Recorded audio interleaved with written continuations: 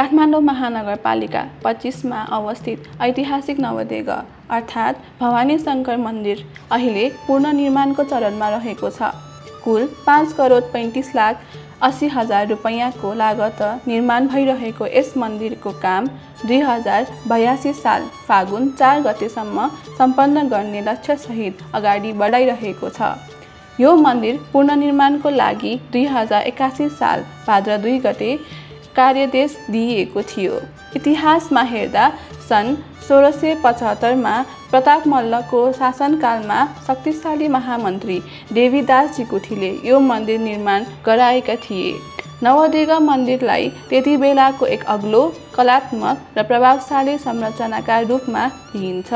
पुनर्निर्माणसँगै यस मन्दिरको पुरानो शिलालेखको अध्ययन गरिँदा पुरानो गौरव, वास्तुकला र आस्थालाई समेट्दै नवदेगा मन्दिर अहिले आधुनिक स्वरूपमा पुनर्जीवित हुँदैछ।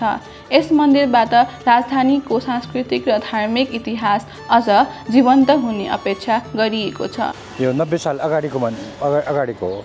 यही भन्दैछ। अब यो बिचमा यो भयो, यो चाहिँ नि एकदमै यो भयो, यो हतारमा बनाएको यो भयो। अब चाहिँ हामी पुरानै स्वरूपमा यो बन्दैछ। नवदेगा यो ल्याउनुभन्दा अगाडि हाम्रो यसको स्वरूप यस्तो थियो। यो 2090 साल पछि बनेको स्ट्रक्चर हो।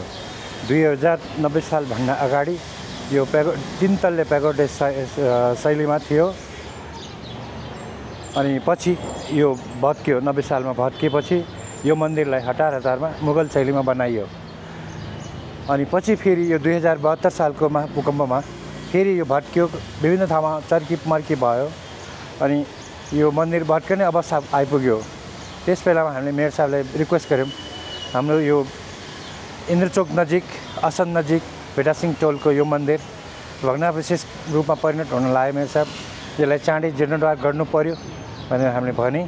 अनि मेयर साहब आफै पनि आउनुभयो, दुई पल्ट आउनुभयो यो मन्दिर बनाउनुभन्दा अगाडि।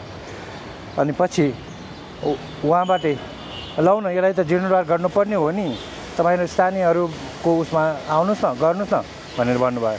अनि हामीले एउटा निर्माण कमिटी बनायौँ। अनि हामीले यो सम्पदाबाट यो मन्दिर चाहिँ नि अहिले लास्ट स्टेजमा बनाउने चाहिँ नि हामी अगाडि आयौँ। यस अगाडि आइसकेपछि यो मन्दिर यो 1990 साल अगाडिको स्वरूप 3 तल्ले प्यागोडा शैलीमा नै बन्ने भयो।